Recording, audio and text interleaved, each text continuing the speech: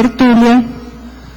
Meu boa tarde aí para todos. Hoje nós temos aqui a evolução agonística dentro da evoluciologia, que é o desenvolvimento da consciência desde um nível subhumano, físico, somático, muscular, biológico, cerebelar ou vegetativo, até o domínio íntimo, pleno, autoconsciente, pacífico, do micro-universo pessoal, reagindo equilibradamente ante os fluxos sincrônicos mais sutis das múltiplas dimensões conscienciais do cosmos. A troca social da guerra pelo desporto, a permuta da arte marcial pela leitura técnica, a evolução da consciência podárica à consciência poliédrica, a evolução da gestação humana à gestação consciencial, a recuperação pessoal dos cons magnos, a potencialização evolutiva, a evolução antiga vagarosa ante a evolução moderna dinâmica, o momento evolutivo pessoal, o nível desenvolvimental da consciência, as maxi conquistas atuais pessoais, a inteligência evolutiva, a escala evolutiva das consciências, a ficha evolutiva pessoal, a hermenêutica da evoluciologia, a planilha evolutiva pessoal duplista e grupal, a proex pessoal duplista e grupal, a autoconsciencialidade pessoal duplista e grupal.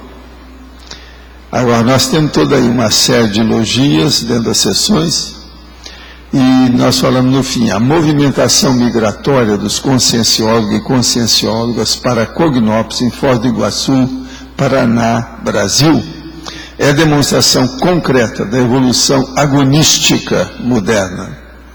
A evolução agonística já alcançou você? Em qual condição? A automimética ou a neoparadigmática? Quer dizer, você está com a sua evolução repetindo o que você já fez muitas vezes, ou você já está com as ideias novas da conscienciologia, por exemplo? Esse é o verbete 1112, tem 3 páginas, 42 logias nas sessões, e ele tem 7 máximos. Agora, nós temos aqui umas perguntinhas. Se a imaginação humana, a partir do cérebro, já é rica e ampla, quais seriam as possibilidades e limites da para-imaginação a partir do paracérebro e do mental soma nas dimensões extrafísicas? Olha, as possibilidades são inimagináveis, né? Por isso que você, por exemplo, vai virar um serenão. Você já pensou? Eu custa acreditar, mas eu admito, você sabe, nisso aí, o meu princípio da descrença, a seu respeito, me diz que eu posso admitir que você vai virar um serenão. Por incrível que pareça. É um amigo meu que está falando, o Júlio. De modo que o processo todo é o caminho por aí, né? A gente tem que esperar que essas coisas melhorem. A evolução é um fato. Se há um crescendo linguística e imagética, deve ter um decrescendo imagética linguística, por exemplo, nos mecanismos de retenção das vivências projetivas do projetor, correto? Nesse caso, pergunto, se não seria indispensável, imprescindível, para a consciência efetivar esse crescendo linguístico e imagético, ela atender melhor os mecanismos subjetivos de contextualizações e interpretações subjetivas na rememorização de nossas projeções. Não há dúvida. Você tem que lembrar que dentro da especialidade da conscienciologia e dentro da projeciologia tem a projeciocrítica e a projeciografia, que é baseado nisso, cada rememoração, melhorar a memória. A memória é básica. Uma consciência sem memória é um vegetal. Não existe. Com base no conscienciês, como superar a forma do cérebro intrafísico e aumentar a comunicação intraconsciencial para ampliar a rememoração das experiências a respeito do curso intermissivo? O problema todo é o seguinte: o conscienciês é bom que a pessoa pense o que ela tem à frente que ela vai alcançar. Mas agora, até chegar lá, ela tem que ver as necessidades dela agora. Por exemplo, como é que são seus atributos conscienciais? O que você faz para melhorar sua memória? A sua associação de ideias, ela é rica ou é pobre? Como é o seu processo, por exemplo, de juízo autocrítico? Você tem uma boa autocrítica a seu respeito mesmo, quer dizer? Isso aí é importante. Isso é que é a base para nós chegarmos no consciência. Agora, é muito importante pensar no consciência, porque nós vamos atingir esse nível. Ser dotado. Depende da gente. É o esforço pessoal que manda. E esse esforço pessoal depende do autodiscernimento. Uma pessoa com mais discernimento, a tendência dela é evoluir mais rápido. Isso é o óbvio. Como distinguir a omissão deficitária da superavitária? Olha, o problema todo é o seguinte: veja se o seu trabalho, aquilo que você vai fazer, a sua iniciativa, a sua atividade, a sua determinação, a sua abordagem, ela é cosmoética ou é anticosmoética?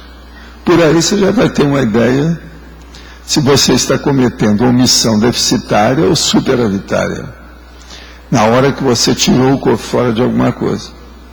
Às vezes é a oportunidade que você está perdendo, aí seria uma omissão deficitária.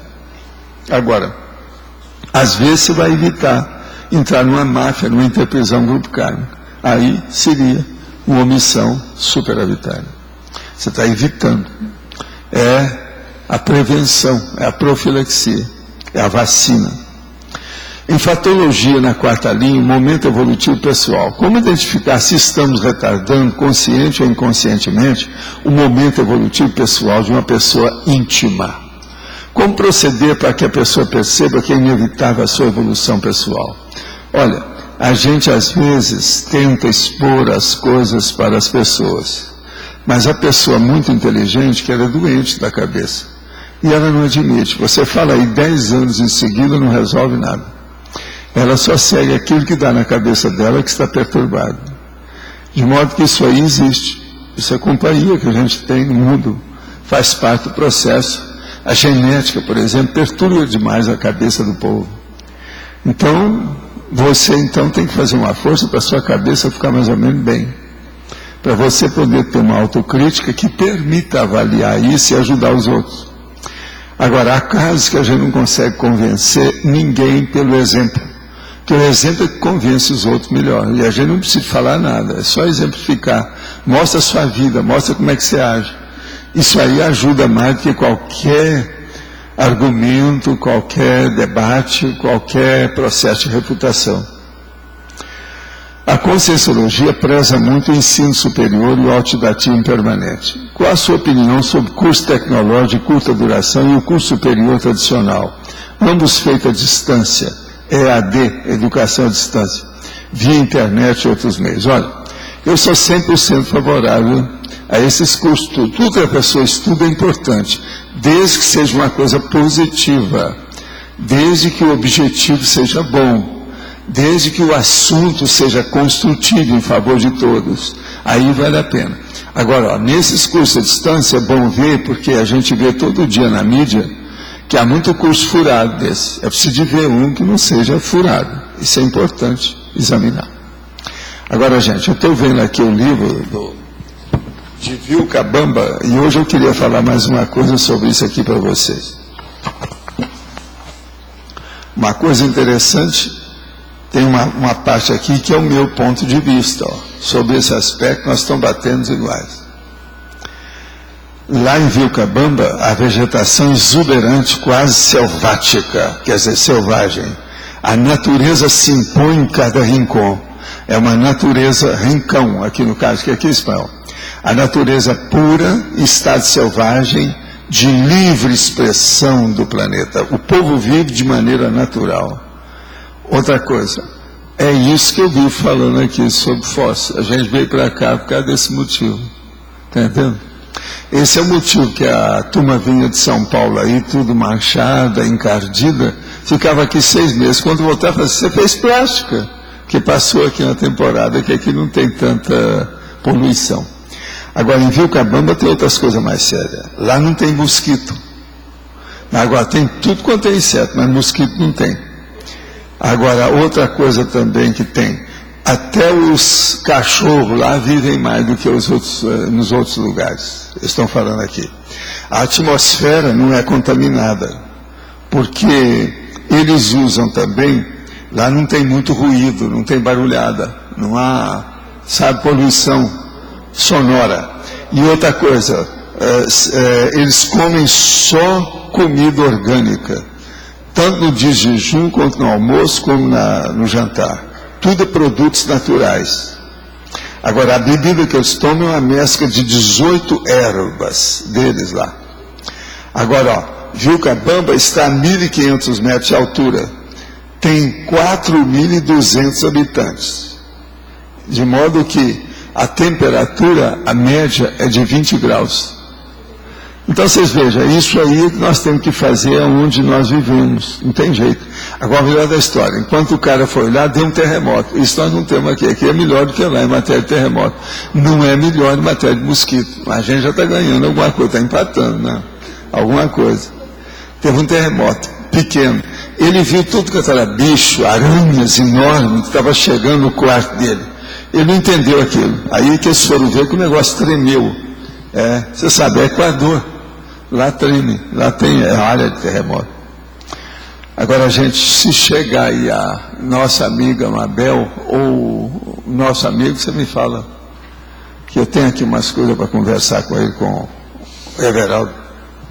Agora, ó, eu quero agradecer aí, hoje, para uma teletertuliana, que é a Maria Tereza, de New York, e o marido dela. Eu quero agradecer os calendários que vocês mandaram, que é uma beleza. Estou impressionado. Minha mulher quase desmaiou a hora que viu os calendários. Porque tem um monte de gato, um monte de cachorro e um monte de flor. Então, é uma loucura, mas uns calendários dos mais bonitos que eu já vi. Ela virou para mim, a Graça falou assim, não, a gente não pode usar isso, vai estragar. Então, veja, não dá para usar os calendários, tão bonitos que eles são. Agora, é coisa lá que eles arranjaram em New York, sabe?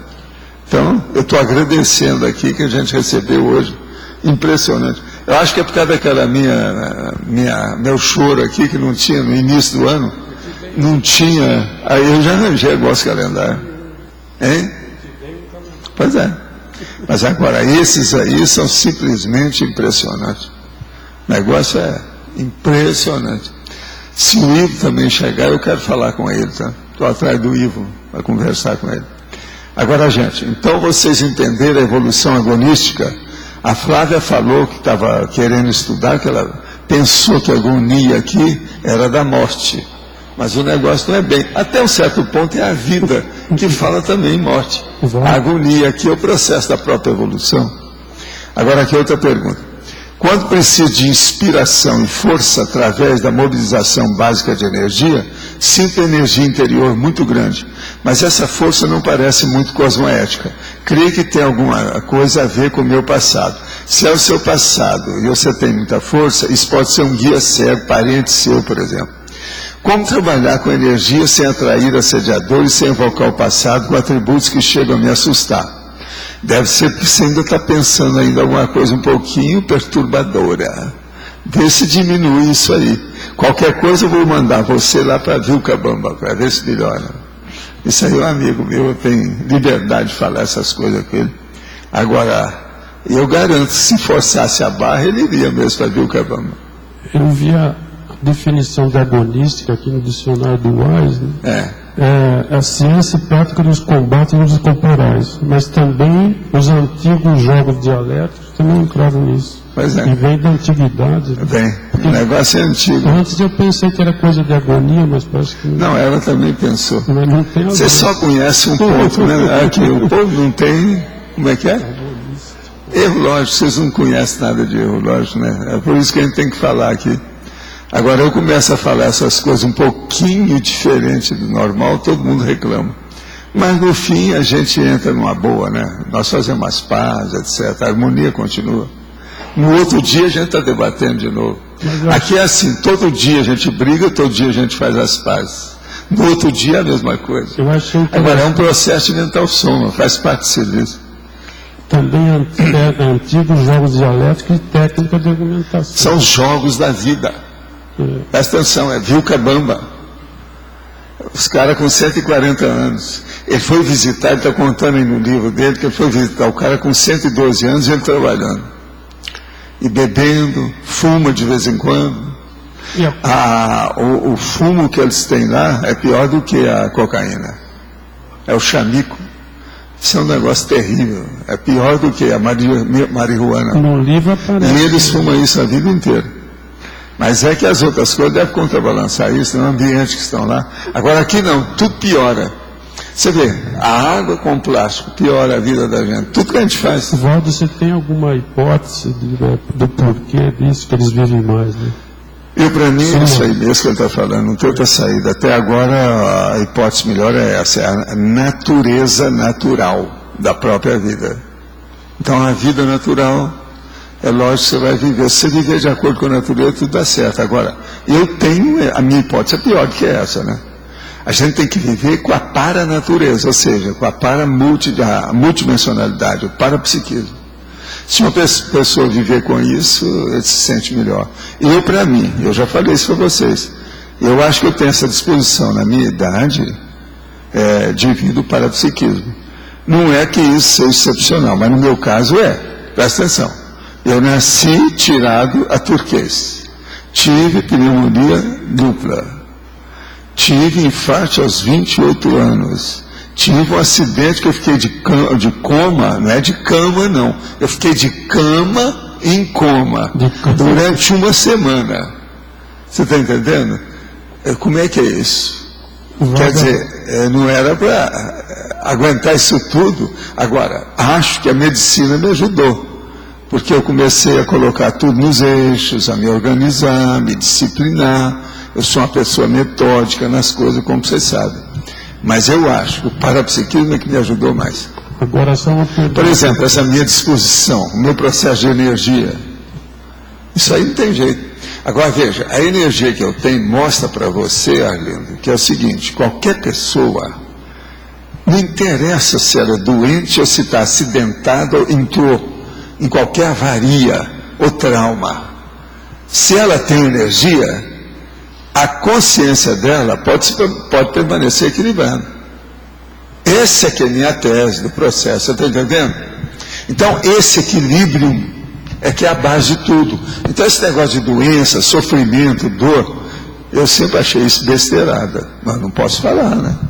Está todo mundo chorando as mágoas no ombro da gente, todo mundo exalta demais isso, a religião é toda baseada nisso, desfaz lavagem cerebral através da dor. Fé é um processo de intimidação. Essa questão de Ucabamba, aqui em parte, no SEAEC em parte, existe isso, né? O SEAEC tem uns 50% dessas coisas, eu acho. Agora você vê, o povo lá de São Paulo que veio, a gente já tinha visto isso aqui na época da cooperativa. Teve gente que chegou para mim e falou isso. Ele passou aqui 6 meses, depois voltou para São Paulo, o povo pensou que eu tivesse feito plástico. Porque a poluição de São Paulo muda a pele da pessoa, enruga tudo, dá para trás, é uma droga. Mas de mim você falava isso que muda. Pois é, você mesmo, o povo falou de você. Todo mundo via que você remoçou. Entende? Agora, o que é? Aqui ainda tem coisa ainda para consertar, né? E outra coisa, está tudo ampliando. Vocês mesmos estão aumentando a população, o povo que veio para cá. Você está entendendo como é que é? Agora, o ideal seria a gente fazer as coisas com mais espaço, tirar certas coisas que tem aqui, por exemplo, tirar esses agrotóxicos aí que planta soja aqui dentro da cidade. Isso tudo é negativo. Tinha que melhorar mais essa água que tem aí. Tem uma opção de coisa nesse sentido. Mas junta aqui a parte energética com a parte energética. Aqui tem energia demais. Por exemplo, em matéria das 7 energias básicas que tem aqui, eu garanto para você, viu, Ucabamba não tem. Se tivesse, você está entendendo? Lá já teria mais alguma coisa. Por exemplo, você quer ver um negócio que eu te pergunto, em Vilcabamba, por que lá só tem 4.200 habitantes? Por que não tem mais? Por que o povo não foi para lá? Lá não é tão bom assim. Você está entendendo? Não. Lógico que é lógico, nós somos baseados em fatos. Então o negócio não é assim. Se tivesse mais água, alguma coisa assim, tinha mosquito lá também. Não, mas lá tem. Mas o problema é isso, lá é muito alto, né? É 1.500 metros acima do mar, e outra coisa, perto de montanha, um vale. Isso tudo pesa na balança. Agora o processo é mesmo a área. E outra coisa, a área também de terremoto a gente nunca sabe. Agora, tudo quanto foi bicho estava saindo e entrando dentro de casa por causa do terremoto.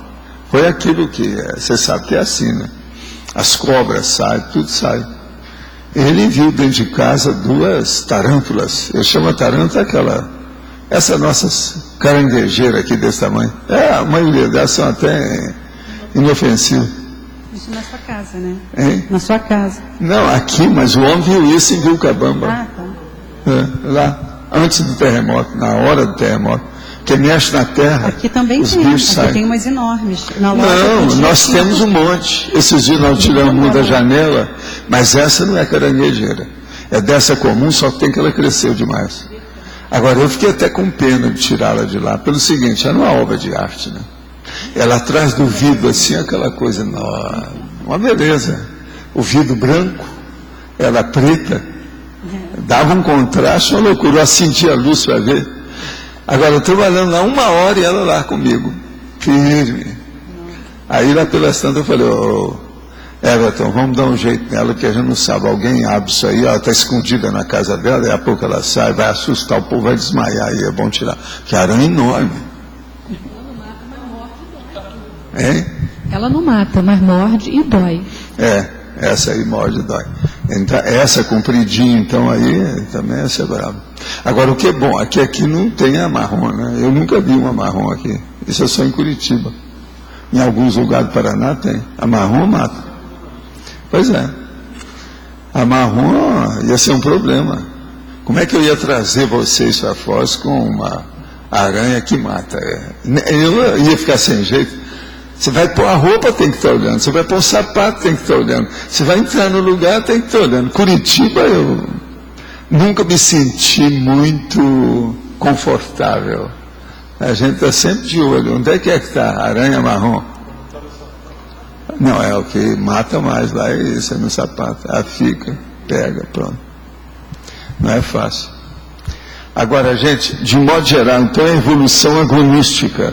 Agora, aqui tem umas coisas para a gente pensar. Veja bem, a troca social da guerra pelo desporto.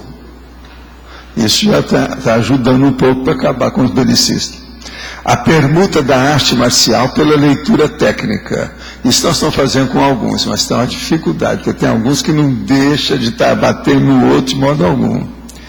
A evolução da consciência podálica para a consciência poliédrica. É o que nós estamos falando, que vocês já não são mais podados. Aqui já não tem mais jogador de futebol, não tem nada disso. Então veja, do podálico estão caminhando para o poliédrico.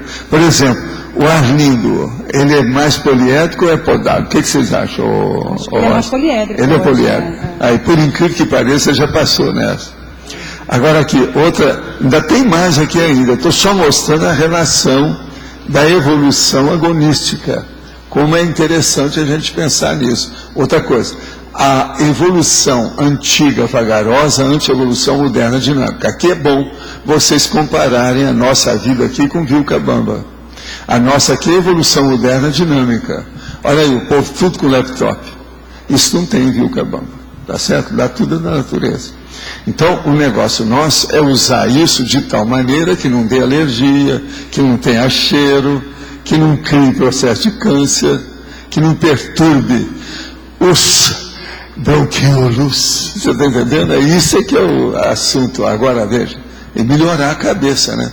Agora, isso tudo, eu estou mostrando várias coisas dessa condição dinâmica da vida moderna nossa. Então isso é muito importante. Agora aqui, o que nós temos, que não tem lá. Tem as dinâmicas parapsíquicas, tem o tertuliário, tem o acoplamentário, tem 16 laboratórios básicos, tem os cursos, isso não tem lá. Agora, por exemplo, seria bom se a gente pudesse ter, num lugar desse, um jeito da gente montar uma Cognópolis lá, mas não dá. Como é que vai fazer? Lá não tem aeroporto. Como é que a gente... Você já pensou? Uma das coisas mais sérias que eu vim ver em Foz, a primeira vez, era o aeroporto. Se aqui não tivesse aeroporto, como é que nós íamos fazer com a Conscienciologia? Não daria. Agora, outra coisa, lá também não tem muita eletricidade do jeito que tem aqui. Nós temos Itaipu. Então ele precisava de ver. Poderia ser um pouco menor a Itaipu, estão entendendo? Para não poluir, não criar problema e tal. Mas, agora, lá eles têm Vilcabamba, nós temos as cataratas. Isso é alguma coisa, tudo é da natureza, ninguém pode falar nada. Valdo, você falou do viver com a paranatureza. Como é que é isso? Você sai do corpo, é isso vai que eu pegar faço. energia Não, é você viver o tempo todo. O meu negócio é mais sério que a Vilcabamba. O que eu penso é o seguinte, é você viver com todos os princípios conscienciais. Princípio consciencial é a consciência e a evolução.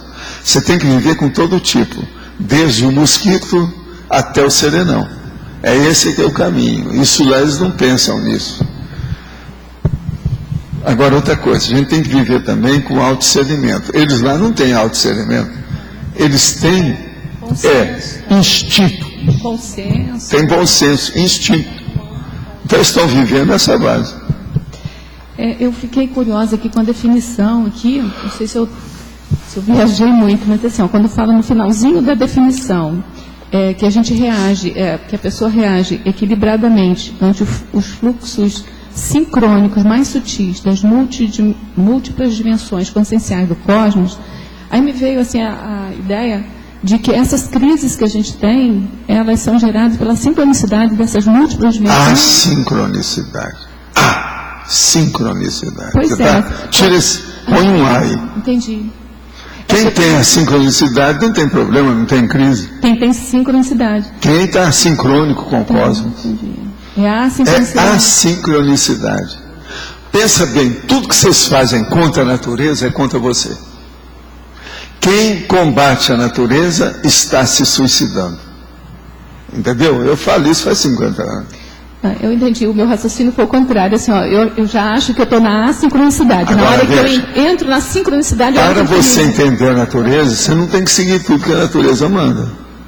Sim, você tem que ser senão vem o assincrônico. vento, ele te empurra para cair no abismo. Você, não, nessa aí não, ele está me empurrando, mas eu não vou.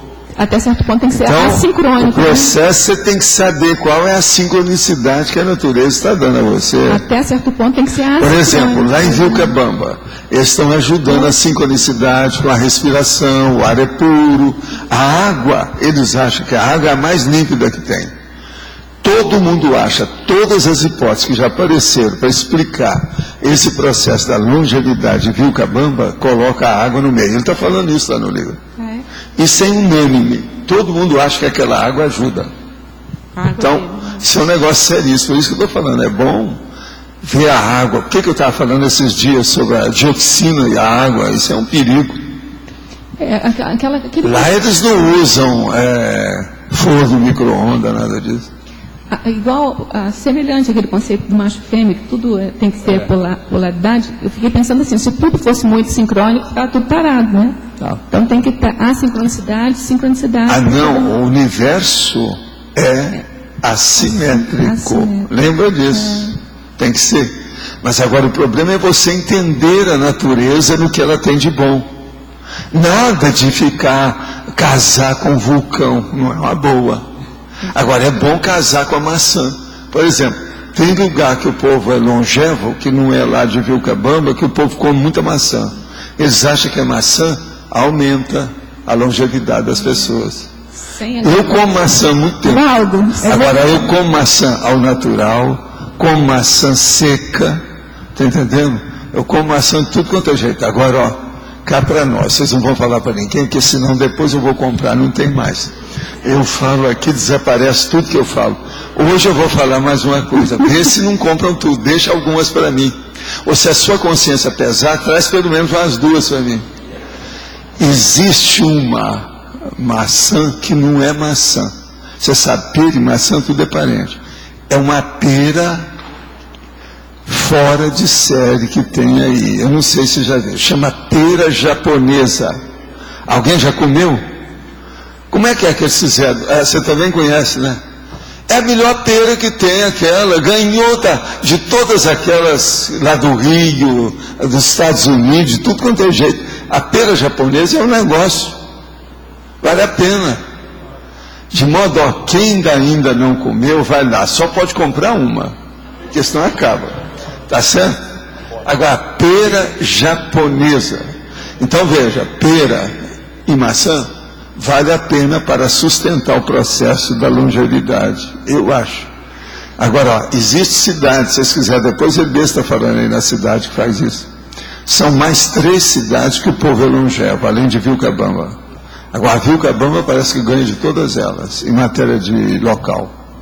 Agora, todo mundo de centenário, a maioria lá é centenário. Sim. O problema da maçã é que essa notícia que a gente tem da quantidade muito alta de agrotóxico, né? Eu plantei um pé de maçã. O problema é o seguinte, eu nunca comi casca de fruta nenhuma, nem de pera. Você lembra aquele rapaz que teve que falou que tem 30 e poucos tipos de agrotóxico que fica na polpa da maçã? Sim, mas eu não acho que isso seja tão sério, porque senão o povo não teria sobrevivido. Agora, a casca, sim. Eu não como nada de casca de fruta. Agora, eu aprendi isso já na década de 50, 60 na Argentina. Que eu vi o cara que era especialista, você está entendendo? E quando eu cheguei lá, ele estava oferecendo as coisas, ele estava descascando uma pera. Eu disse, você não come a pera? Não, de modo algum, a casca de modo algum. Agora, eu já sabia disso por causa da década de 50, que eu vi com a nazista lá, que fazia pesquisa, na época do Perón. Então eu também evitei os troços todos. Naquela ocasião, você sabe que os nazistas eram preocupados com poluição, por incrível que pareça. Sim. A cidade brasileira de maior longevidade é Veranópolis, no Rio Grande do Sul. E o cultivo doméstico é a maçã. É difícil a casa que não tem uma macieira. E eles fazem um chá. Eles tomam aquele chá o dia inteiro e comem a maçã de diversas formas também. Agora tem uma coisa interessante para observar na população, que é uma população com mais idade. Os jovens saem cedo dessa cidade, ela não oferece condições de vida para os jovens. Então os jovens saem para estudar, para trabalhar e acabam formando vida fora. Então teríamos que fazer, nós estamos programando, o Grupo da Longevidade está programando uma excursão lá ainda esse ano. Vai lá, Vilcabamba, que é melhor.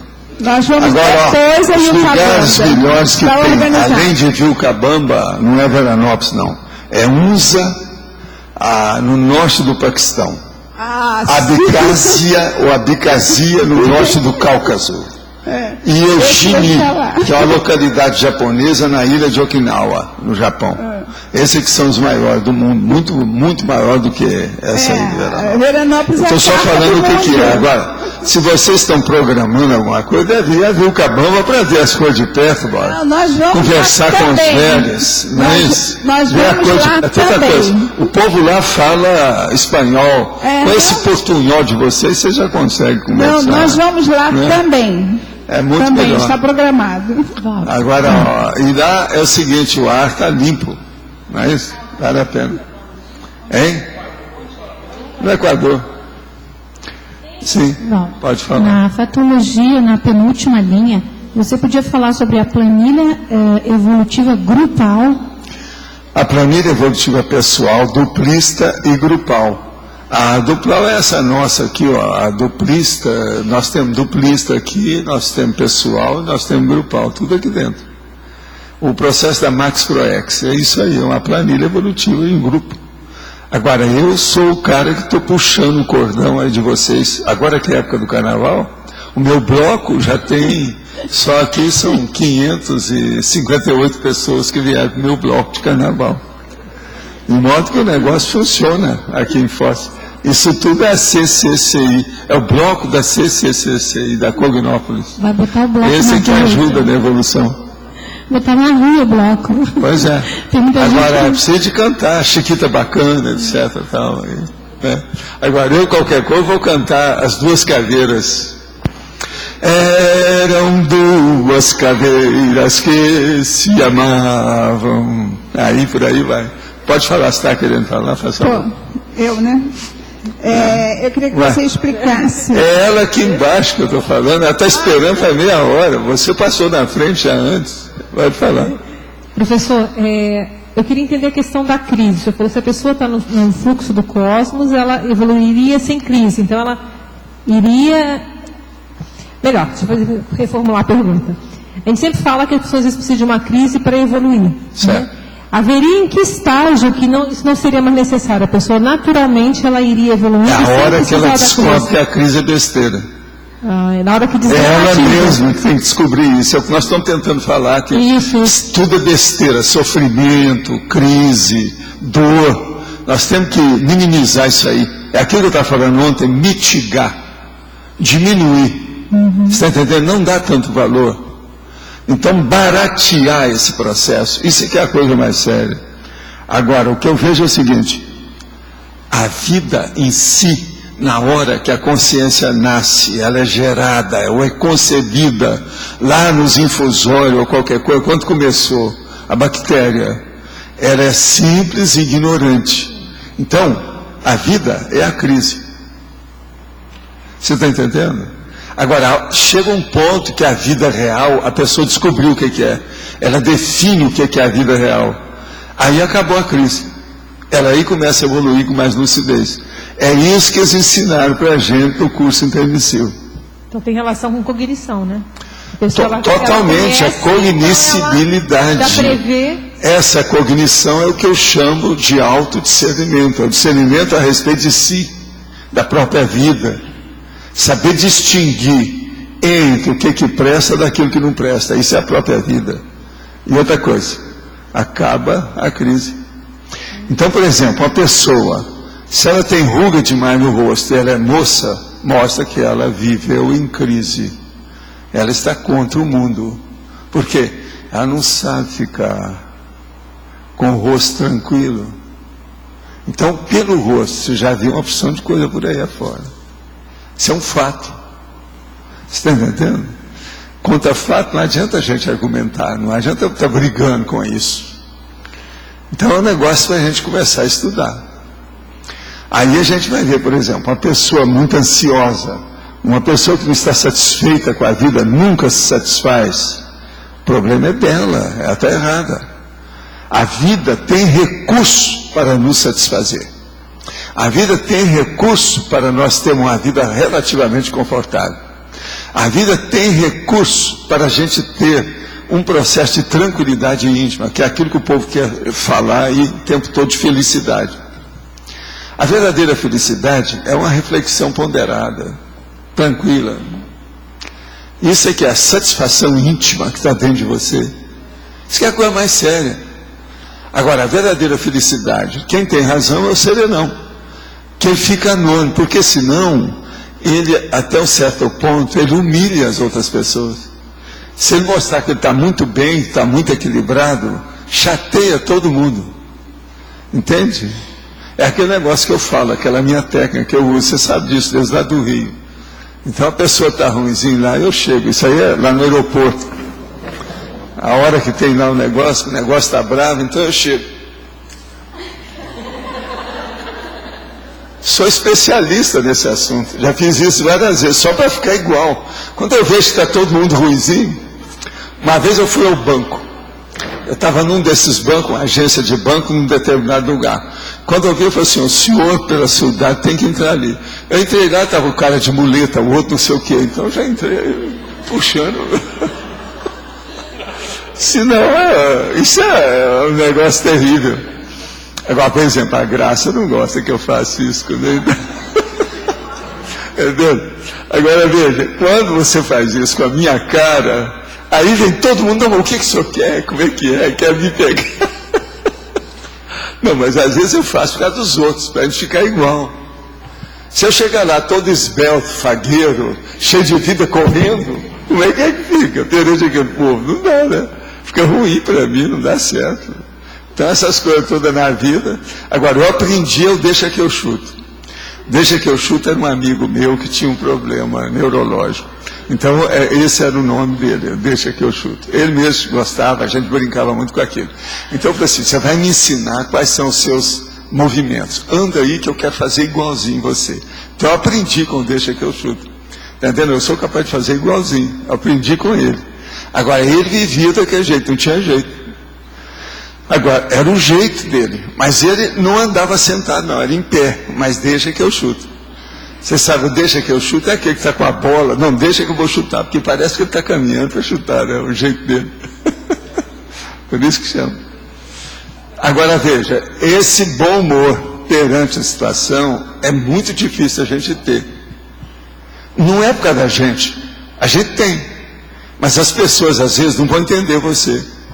Conforme o lugar é de enterro, então tem que ter um ambiente de enterro.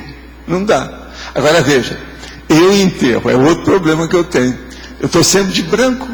Eu chego no enterro, está todo mundo de preto. E eu chego então com a cara pior do mundo. De branco. É o jeito. Está entendendo? Então veja, isso tudo eu acho que é o processo da vida. A gente tem que saber viver. Lembre-se daquele princípio nosso da conscienciologia. A vida humana, ninguém veio aqui para sofrer. Quem sofre é porque está querendo ou é porque é ignorante mesmo. Então, você é ignorante ou é assim mesmo? Aquele negócio que a gente fala. Agora, a gente veio para ter uma vida relativamente satisfatória, tranquila, aceitável. Não é assim. Então, cultivar a ruga do sofrimento, do choro, isso é besteira. Não é por aí. Agora, gente, aqui outra pergunta. Percebo que sentado ou recostado com a cabeça em nível superior ao do corpo, os exercícios energéticos são mais efetivos do que deitado. Qual a explicação? É por isso que para o iniciante da TENEPS a melhor posição é de pé ou sentado em vez de deitado? Olha, isso é para quem está engatinhando, você está começando. Com o passar do tempo você vai ver que não é. Quanto mais você relaxar seu corpo, e o ideal é relaxar deitado em decúbito dorsal, melhor. Eu, por exemplo, eu saio do corpo com muito mais facilidade de barriga para cima e deitado. É o melhor que tem. Agora, se uma pessoa tem refluxo, ela tem alguma coisa gastrointestinal, algum processo aí esofagiano, aí já é outra coisa. Estou falando uma pessoa normal. Na antonimologia, não entendo que seja regressão autoconsciencial e regressão intraconsciencial. Poderia esclarecer? A autoconsciencial é que abrange tudo da pessoa. Então, ela tem uma regressão autoconsciencial. Ela brigou com todo mundo fora, contra o mundo, adeus mundo cruel, que eu vou embora, se atira da ponte. Agora, a intraconsciencial é aquela que com ela mesma, ela tem uma auto-assédio que não sai daquilo. Ela, pelo contrário, tem muita gente, você sabe, que se auto-vitimiza, que não faz mal para ninguém. Ele só faz mal para ele. Então, esse que só faz mal para ele é que nós chamamos de intraconsciencial. Agora, esse do autoconsciencial, propriamente dito, é aquele que faz para fora. É ele perante o mundo, a situação. No caso aí, é quase que uma regressão cósmica, dentro da vida inteira da pessoa. Por isso que eu coloquei essas duas expressões diferentes. Eu acho que aí está mais ou menos claro para você entender. Se não entendeu, você me dá um toque de novo, que você sabe. O e-mail está aí, já não está cobrando nada, não é isso? É a vida. Agora, Marisa, você pode voltar a falar o que é que você disse que a turma está esperando o seu depoimento? Viu? Você explicasse a binonimologia na página 34. Trinomiologia, o trinômio evolutivo, o trio, vegetal, animal. Binônimo. Ah, o binômio. Binômio, mente, matéria, o binômio. Autopensenização rumática evolutiva. Aí isso é a palavra rumática. Essa aí cria problema para todo mundo. Você quer explicar, você que é especialista na rumática? A rumática é aquela que a pessoa já tem um rumo definido da evolução para seguir. Está entendendo? Chama rumática. Isso aí existe. A expressão é positiva. O problema é esse. Agora, ó, se você quer saber o que é mente e matéria, é o seguinte: é aquela pessoa que mente. Né? É isso? Mesmo, de preferência. É isso? Não é. Eu já disse que não é. Então veja, o processo é a sua cabeça, a sua consciência, seu cérebro e a matéria que constitui as células do seu cérebro. Essa matéria organizada, vitalizada pela sua cabeça. Agora, ela não quis deixar eu mentir, porque eu queria falar que é a pessoa que mente, você não pode dizer que não seja. Né? A sua mente, Às vezes, pois é, já falou que às vezes mente. Então, isso aí existe. Quer dizer que é um processo, simplesmente, é um fato, não é isso? Mas está claro aí para você, então, a reumática. Olha qual que é a reumática no seu caso. Você está caminhando com a evolução correta, de acordo com o cosmos, com a turma de Vilcabamba, ou com a turma da Cognópolis. Agora, ó, se alguém aí não começar a proceder muito bem, igual você, nós vamos mandar você lá para Vilcabamba. Você não pode reclamar, porque você vai viver muito. Só que vai dar mais trabalho, que lá não tem certos recursos que tem aqui. Agora, eu não sei, pode ser que você pode seguir a tertura de lá, né? Eu não sei como é que está a situação. O problema é ver se pega, não é isso? Vamos ver.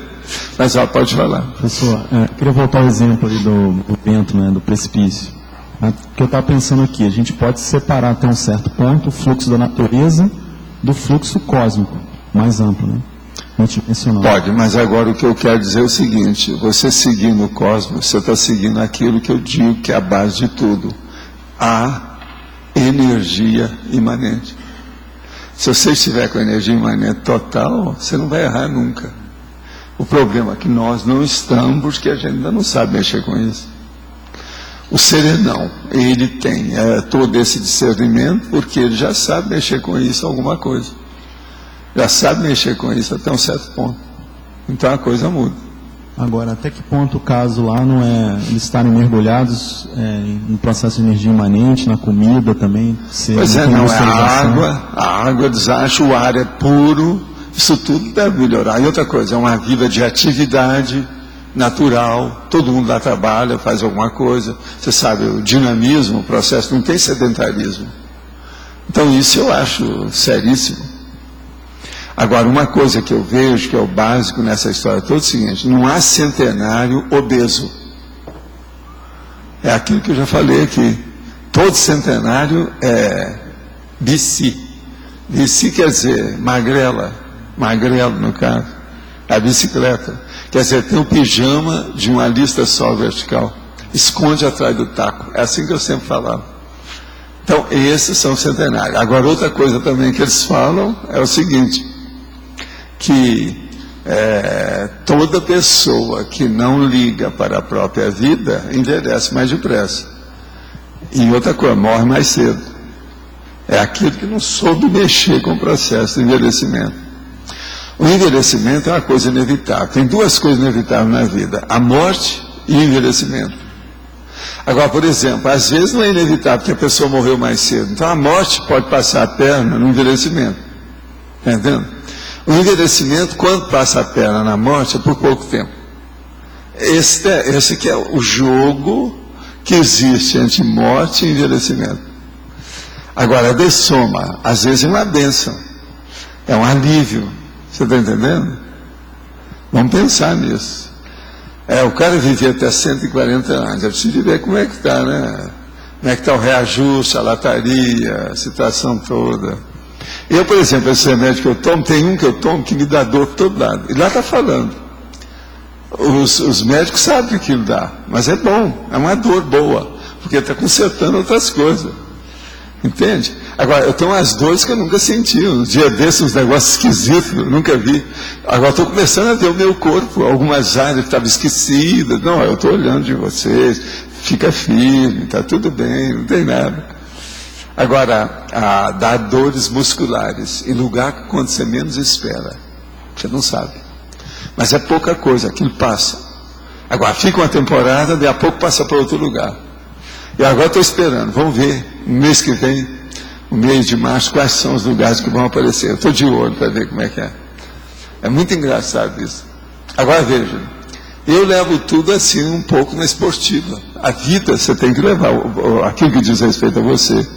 Se você começar a pensar, é igual filme de horror, ou filme de suspense, nós estamos perdidos. Você não vive, até amanhã só que você vai viver, porque alguma coisa vai acontecer.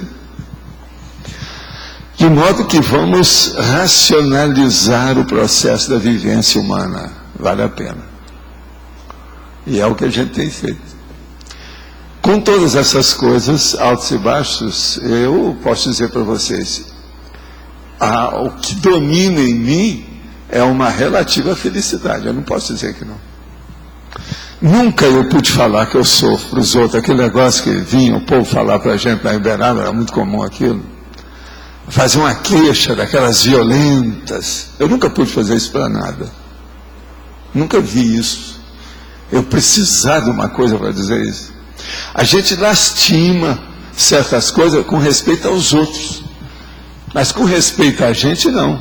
Não, aconteceu essas besteiras. Eu tropecei. Estraguei o meu hálux, o meu dedão do pé. A culpa é minha. O que há? Qual o problema? Doeu? Bom, vamos ver. Que nível que é essa dor? Dó, ré, mi, fá, sol, né? Sol, lá, si. Vamos ver que tipo de dor que é que deu. Se está dentro da pauta musical ou não. Tudo isso é um processo a gente observar. É a vida. Eu acho que você vai durar muito, tá certo? Que você é um cara metódico, arruma tudo na vida dele. Agora, você vai perder mais cabelo, isso você pode preparar. Eu não vejo, nisso aí eu não vejo saída. Nesse ponto, o envelhecimento vai ter. Agora, de vez em quando você pode fazer assim uma plástica do jeito que a nossa chefe parece que fez ali. O que houve? É uma espinha? Ah, foi? Aquele lá que tirou? Está tudo bem? É. Eu tenho alguma coisa assim também, ó, igual você aqui. Ó. É mais ou menos o mesmo lugar. Mas está tudo bem, né? Está ótimo. Hein? Pois é, mas o meu está fora da barba, que é isso aqui, ó. É. Eu tenho alguma coisinha. Só uma. Eles chamam isso de lobinho. Lobinho. É. Agora não cresce nem nada, está bem aqui. Isso aí teria que tirar. Geralmente eles tiram por dentro, né? Para fazer a coisa. Eu sei como é que é. Mas, olha, de modo geral, então como é que nós estamos com a evolução agonística? Tem alguém que está agonizando aí com esse assunto? Ou não? Não. Pode falar. Até com relação ao que o senhor falou de longevidade, né? Da pessoa gostar da vida e ter uma certa felicidade. Isso está intimamente ligado com um projeto de vida, né? Que eu não vejo uma pessoa com 140 anos... Programação de vida, o problema da ProEx. Mas agora, lá no caso, aquelas pessoas que vivem lá não tem ProEx. Elas não sabem nada disso. Ela tem uma ProEx que ela não sabe que existe. Então a ProEx que a pessoa não sabe que existe não presta. A ProEx tem que ser autoconsciente. É para prestar, senão bobagem, você está perdendo tempo. Entende? Por exemplo, a barata que apareceu lá em casa ontem, ela não sabia que ela tem ProEx. Ela tem. A gatinha lá comigo, a Crystal, também não sabe que tem ProEx. Ela tem. Então, isso não vale nada. Agora, por exemplo, já o Igor, não. Esse nós podemos ser rigorosos com ele, com todo o rigor, porque ele sabe que tem uma ProEx. Então, a gente pode cobrar do homem. E outra coisa, a ProEx dele, ele tem que viver muito das coisas que ele vai fazer. Então, como é que fica? Ele tem que se cuidar. Agora, vocês veem, ele não tem muito excesso, não tem nada. Já perdeu algum peso com o processo do cabelo. Isso tudo ajuda. A gente sabe como é que é isso. É a vida, vale a pena. Pois é.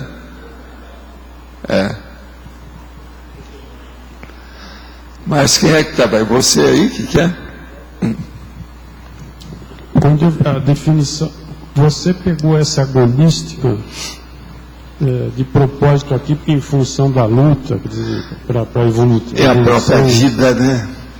A evolução é agonística. Essa é a minha opinião de muitos anos. Agora, eu nunca cheguei a escrever. Eu só fiz esse verbete aí agora. Luta. Mas eu já escrevi sobre agonístico. Vamos dizer, uma luta para evoluir.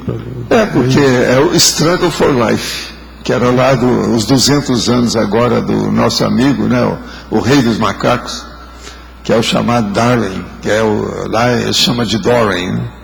Agora veja, ele falava que a sobrevivência do mais apto, isso é que é a coisa mais séria, a evolução Struggle for Life é isso, é viver, lutar pela vida. Lá a luta pela sobrevivência, aqui é a luta para evoluir. Pois é a luta da sobrevivência.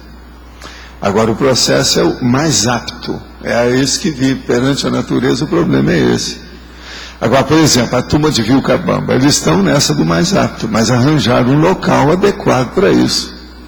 Aonde eles vivem favorece a situação. Você sabe que tem água que o povo tudo morre, cria doença, só a água do lugar, tem um monte de lugar assim. No Brasil eu conheci, lá em Minas mesmo eu vi muito lugar assim. Todo mundo nascia lá, às vezes não tinha iodo, tinha processo de papo, uma papeira enorme, dava lá um bócio imenso, aquilo tudo, o povo morria tudo mais cedo. Outro não tinha nenhum processo de higiene nas habitações. A doença de Chagas arrasava tudo, acabava com a maioria, tudo morria mais cedo. Coração crescia, pronto. E o mosquito, né? Triatoma megista, acabava com todo mundo. Isso tudo em Minas. Eu vi isso tudo de perto. Agora lá eles não têm uma prioridade evolutiva, lá eles vivem mais sem essa prioridade. Pois é, mas eles vivem o quê? Agora veja, o que adianta também você ter uma vida daquela? É uma vida quase que vegetativa. Aquelas pessoas estão trabalhando com serviço manual. Elas não têm noção nada filosófica, elas não estudaram demais. E esses centenários lá, uma das coisas que eu estou querendo ver nesse livro é ver se ele vai encontrar alguém que seja, por exemplo, com curso superior, que mora lá, etc., que nasceu lá. Isso, se a pessoa não estudou muito, não viveu, também não adianta. É preferível viver 60 anos, mas com uma vida produtiva e conhecendo a evolução, e não 140 que você está vivendo por viver. Isso é quase que um estado de coma. Melhor viver 30. Isso aí é aquilo que eu chamo de semicoma. Esse povo lá, até que ponto que esse povo de Vilcabamba está num semicoma? É isso. Eu sou totalmente gelado para fazer essas análises. Eu não vou no bico disso. Agora, se fosse assim, eu teria ido para lá. Eu estudei esse negócio todo. Eu até queria ter ido lá, mas não deu. Quando eu estava marcando para ir, o negócio deu para trás lá, eu falei assim, não, melhor não ir então. Agora, seria bom juntar essa longevidade com, sei lá, não, o ideal é juntar tudo, a fome com a vontade de comer, né? Você fazer a convergência de todos os fatores ideais dentro da situação. É o que eu tentei fazer aqui em Foz, é o que nós estamos tentando, que a Isabel está nos ajudando desde que a gente veio para cá, a turma toda, a Grace, é juntar tudo que seja o ideal para nós. Então, essa idealização da Cognópolis é um fato. Agora veja, eles já chamaram isso aqui de bairro do saber. Nós chamamos que é o bairro do conhecimento, da cognição. Agora, lá em Vilcabamba, lá eles chamam que é a cidade do centenário. Não adianta nada isso. A nossa tem muito mais expressão, muito mais inteligente. Do ponto de vista evolutivo, nós estamos dentro da evolução agonística correta. Agora, eles não. Entendeu o que quer dizer? Eu estou comparando hoje, porque coincidiu, né? Eu estou lendo o livro e vocês escolheram isso aqui. Agora, aqui na Cognópolis, pelo que eu já ouvi você falar, ela favorece a longevidade também. Favorece sob todos os aspectos. Agora, a gente não sabe, né? Se o povo vai conseguir viver 120 anos, que não é fácil, né? Mas vamos fazer força. Agora, ó, eu quero dizer para vocês que amanhã é autopersuasão primária. Hoje não tem a eleição. E amanhã eu vou trazer mais 20 verbetes para depois de amanhã. Tá certo? De modo que vocês se preparam. Letra B. Aqui. Aqui. Na definição, quando você comentou a evolução agonística, o desenvolvimento da consciência desde o nível subhumano, físico, somático, muscular, biológico, cerebelar ou vegetativo, até o domínio íntimo, esse até significa que depois ela não vai, você considera que depois ela não é mais agonística? Não. Que não há mais luta? É agonístico, mas esse até, ele é infinito. Pois é. Então acabou, ele é agonístico. Entendi. O até é a outra extremidade. Entendeu? Entendi. Agora, eu, por exemplo, gosto de usar a expressão até. O Antônio, que faz revisão das minhas coisas, ele corta tudo quanto é até, que ele conta. Está entendendo? Eu acho que o até, às vezes, é didático, vale a pena, precisa, ele não está aí, né? Mas ele corta tudo. Eu atendo aquilo que ele pede. Até é didático, né? Até é didático. Mas agora, eu também atendo até ele num determinado ponto. Entendi. Mas a gente tem que colocar, né? Até, não tem saída. Olha só, outra pergunta. Você podia aprofundar um pouquinho mais nesse contexto, na hermenêutica da evoluciologia aqui? Na fatuística? Na fatuística. Na penúltima linha. A penúltima é a hermenêutica da evoluciologia. O processo todo é o seguinte: é justamente isso que eu estou fazendo aqui. Isso é hermenêutica. Estou fazendo a interpretação que eu juntei o processo da evolução, da longevidade de Vilcabamba com Fosse. Isso é hermenêutica. Isso é uma exegética dentro da situação. Agora veja, é também o processo é a síntese e a análise mais séria da situação toda. Agora, essas abordagens, viu, Djalma, é que eu faço força para expor aqui com muitos ângulos diferentes. Se a pessoa não entendeu do ângulo, ela vai entender o outro. Tem gente aqui que entende só as coisas pelo lado da engenharia, o outro entende só pelo lado da saúde, o outro entende pelo lado da natureza, quase sempre pela física ou alguma coisa da agricultura. Então, se eu pego aquele mesmo assunto e vou desmunhecando o assunto, tudo que eu posso, em áreas diferentes, se hoje não entendeu, vai entender amanhã. Amanhã, se a pessoa aguentar muito tempo, ela vai juntar tudo isso num lugar só. Ela aí vai entender as coisas mais.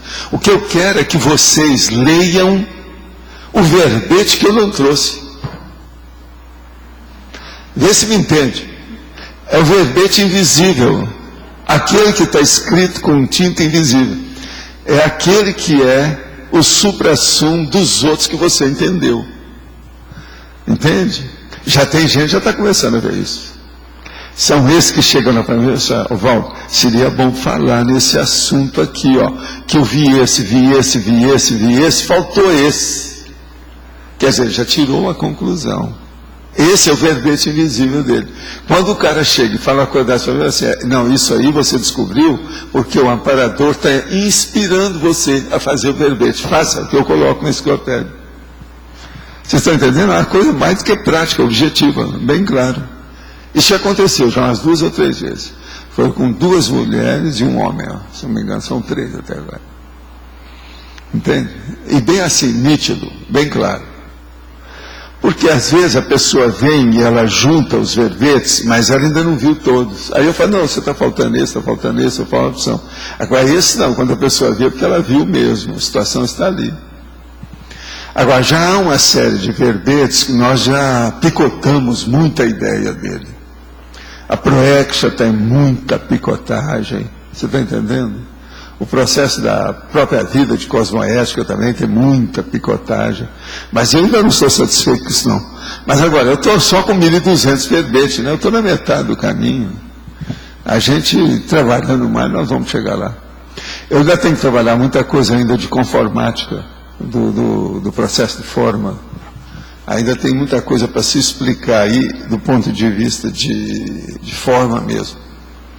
Para a gente clarear mais o conteúdo. E você se baseou em 2000, mais ou menos, pela média que você fala que para se falar, dominar um idioma, mínimo tem que conhecer 2.000 verbetes daquele idioma? Foi por isso que você usou 2.000? Seria o ideal. É igualzinho aquele negócio. Você quer falar uma língua, mais ou menos, quer dizer, um colóquio, dialogar, ter uma conversação. Você precisa saber, no mínimo, 1.200 palavras. Você lembra que tinha uns dicionarinhos de 1.200 palavras de inglês, etc. Tal. Agora, o que eu acho é que, para nós começarmos a dominar bem a conscienciologia, a gente precisa ter, no mínimo, eu preciso de compor 2.000 verbetes. Isso não foi só a ideia minha, não. Isso é do enumerador. Agora, veja, eu posso fazer muito mais hoje. O serviço que eu tenho, o material que eu tenho, dá para fazer 5.000. Mas isso não resolve. Pois é. Agora, ó, eu quando chegar a 2.000, eu vou ver aqueles que estão faltando e vou ver se tem algum que eu posso cortar, daqueles que eu já fiz. Por quê? Eu posso sucatear para ficar com os outros. Mas isso é só mais tarde, eu não posso fazer isso agora. Isso aí já é o canibalismo, é sucateamento. É. Agora, esse sucateamento da ideia é muito prático. Eu já fiz isso com muitas coisas, eu estou fazendo isso com os livros. Entende? Pouco a pouco. Entendi. Já tem verbete que é desses meus livros grandes. Mas tem muito mais para ser feito. Se a gente lembrar que tem esses livros grandes aí, tem 400, você pode pegar no mínimo 400, 500 verbetes cada um. Mas o problema é que isso não interessa. Interessa é o didatismo, a pedagogia. Há uma confluência da ideia para esclarecer quem vai fazer a consulta ao verbete? Isso é que interessa. Isso que interessa. E é o que eu estou fazendo força para ir. Agora, você já deve ter percebido, se não perceberam, é porque não prestaram muita atenção. Viu, Arlindo? Olha só, você que às vezes pergunta muito aí a situação.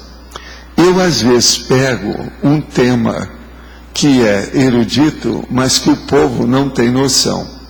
E eu não esmiuço as coisas em torno dele, eu fico com ele, até aquilo virar popular ou aceitável. Hoje, por exemplo, eu estou usando a agonística. Você está entendendo? Que é um tema. Você está entendendo? Tem um monte desses temas que eu já trouxe. Tem mais de 100. Agora veja, isso é uma das técnicas que eu tenho que usar para fazer enciclopédia. Entendi. Por quê? Se eu começasse desde o início com um nível cultural avançado, ou erudito, ou polimático, uma coisa assim, né, de maior elitismo intelectual, não ia adiantar nada. Eu não ia levedar a massa de pelo menos 100 pessoas com isso, que é o que eu posso fazer aqui. Umas 100 pessoas eu vou levedar com isso. E a maior prova que tem é o seguinte: como é que a média nossa desses últimos dias está de 100 pessoas que estão vindo aqui para a gente debater isso? Claro. Essas pessoas estão interessadas, senão não viria. Como é que é isso? Outra coisa, não adianta 558 vieram para Foz. Precisa saber o que elas vieram fazer aqui, que às vezes elas foram para Vilcabamba, para sentir o ar melhor, ver o processo da consciencialidade, está no holopensene, que é melhorzinho. Isso não há resolve. Como diz o cara, não há resolve. Tem que sartar de banda. Isso aí está errado. Nós temos que dar um jeito nisso. Você está entendendo? Então agora, vamos supor que a gente arranja 100. Ainda não tem 100 lá das pessoas que estão fazendo os verbetes, porque esses é que vão mostrar, que estão mais por dentro, são eles que estão fazendo verbete. Mas parece que já tem 58 diferentes que eles já separaram. Já está caminhando. Agora, tem mais de 100 verbetes, que tem muitos que fizeram muitos verbetes, uma pessoa só. Eles estão começando a mexer com isso. Então, você está entendendo, então, o que é que eu quero fazer para levedar a massa? A média que nós queremos. A gente tem que fazer um jeito de nivelar por cima. Por baixo todo mundo está fazendo, isso não resolve. Por exemplo, uma das coisas que eu lastio na vida aqui, por exemplo, é isso. A universidade tem tudo na mão. No entanto, eles não têm nada na cabeça. Isso dá uma pena. Tem tudo na mão, mas não tem nada aqui. É igualzinho operário, você está entendendo? Lavrador, que está mexendo com o Nelore lá em Uberaba. É a mesma coisa. Eu respeito todos eles, eu respeito até o Garibaldo, fora de série. Mas veja, é isso que a gente quer? Agora veja, nós não temos nenhuma ideia de fazer elitismo nisso. Se fosse com elitismo, eu ia fazer do jeito que faz na universidade, o PH Deus. Você está entendendo como é que é? A PH Diva. Vai falar então, fica lá, arranja uma torre de marfim, fica lá. Nós não estamos assim. O processo nosso é aqui, ó, é popular, é ágora. A gente está falando com debate para quem quiser, ninguém paga nada. Todo dia, 2 horas. 2 horas, nem a universidade não dá 2 horas de aula.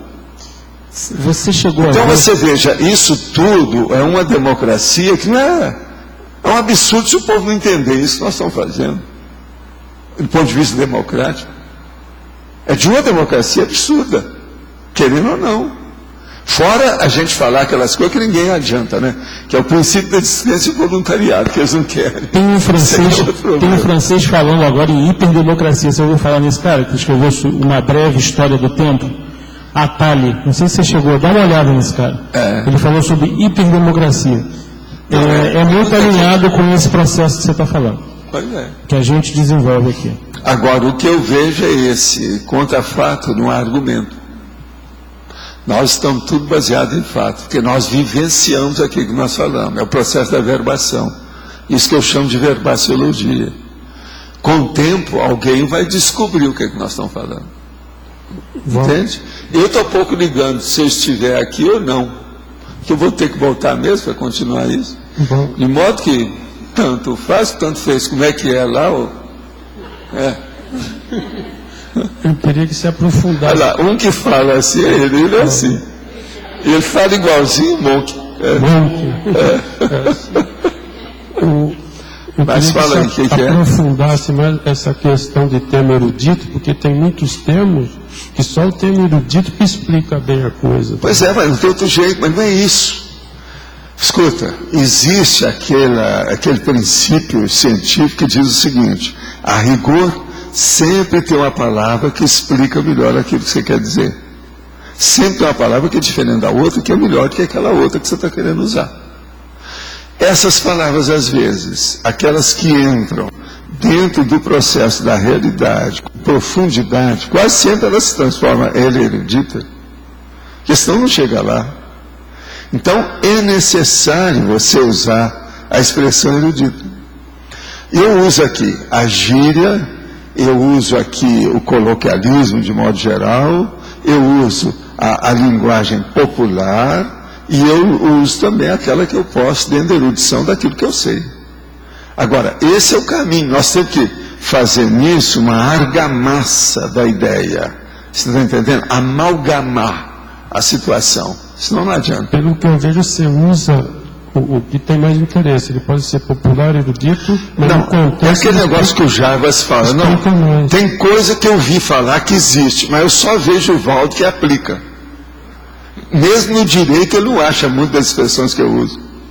Você está entendendo? É ele que mexe muito com o português. Mas, por outro lado, tem hora que você tem que usar o popular, que ele explica mais. Agora, o ideal para nós era pegar a enciclopédia inteira e colocá-la no estilo conscienciológico.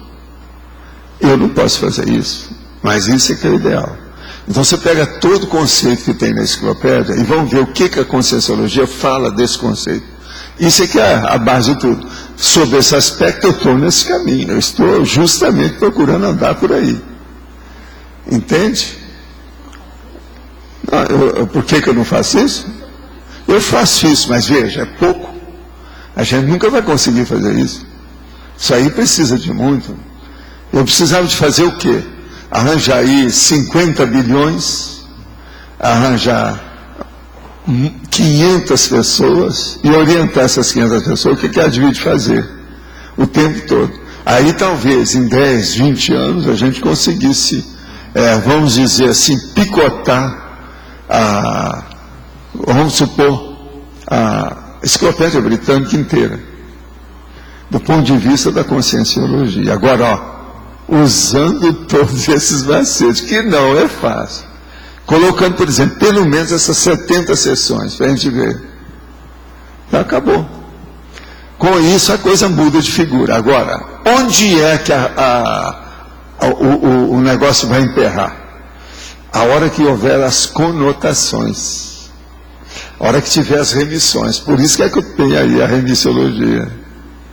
Você já pensou a hora que começar a juntar uma coisa com outra dentro da própria enciclopédia lá, os caras que estão estudando? Como é que fica? Dá muito trabalho. Agora, o que eu vejo é o seguinte: tudo tem que começar pequeno. Se fizesse a enciclopédia grande do jeito que eu estou falando, não ia adiantar nada. Ela ia ser elitista. Poucos iam chegar lá. Poucos iam ter paciência para chegar lá. Agora, aqui não. Eu estou criando a enciclopédia com vocês. Vocês estão vivendo a enciclopédia comigo. Então, vocês não estão percebendo. Está alfabetizando pouco a pouco, nós todos. Agora, essa alfabetização é do curso intermissivo. Para mim, é a melhor que tem. De tudo que já fizeram na Terra, do curso intermissivo é a melhor alfabetização que fizeram até hoje. Em qualquer etnia, qualquer cultura, qualquer língua, idioma, é a melhor que tem. Esse é o caminho. Agora, gente, aqui mais uma.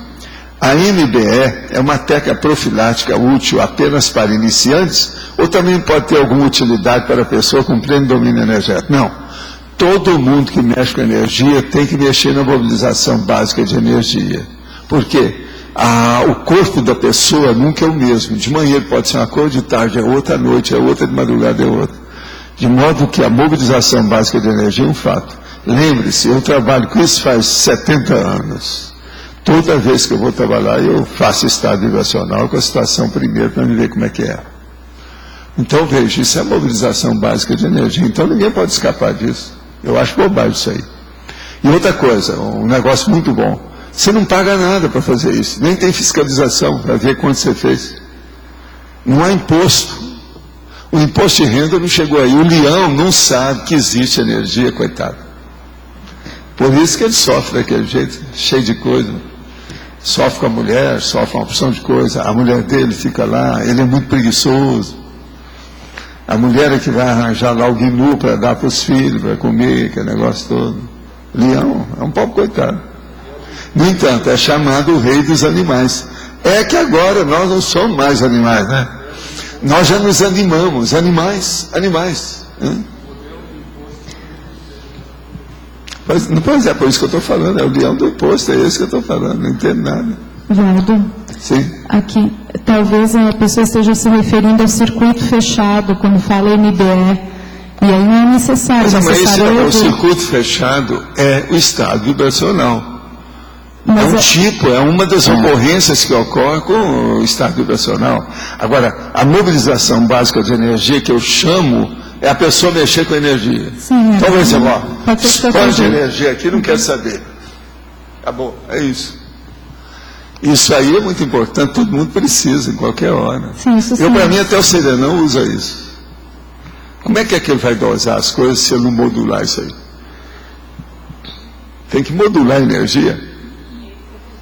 Gente, se eu pegar aqui e colocar uma energia muito forte, eu derrubo a pessoa, isso já aconteceu quantas vezes.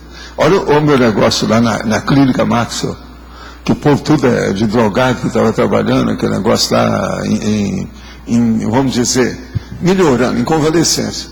Então, pessoal, não fica ninguém em pé. Eles começaram a rir de mim. Aí eu comecei a mexer com energia, mas caiu tudo assim, parecia uma metralhadora, todo mundo caiu. E eu avisei. Mas agora, precisava dar um impacto. Agora, a hora que aconteceu isso, todo mundo ia atrás de mim. Onde eu ia, tinha uma fila, dezenas, todo mundo atrás, para ver o que ia acontecer. Entendeu? Então, veja, é sério esse processo de energia. A gente não pode brincar com isso. Agora, se a gente, eu que sou aqui, pré-serenão, consigo fazer essas coisas, pensa bem agora, um serenão propriamente dito.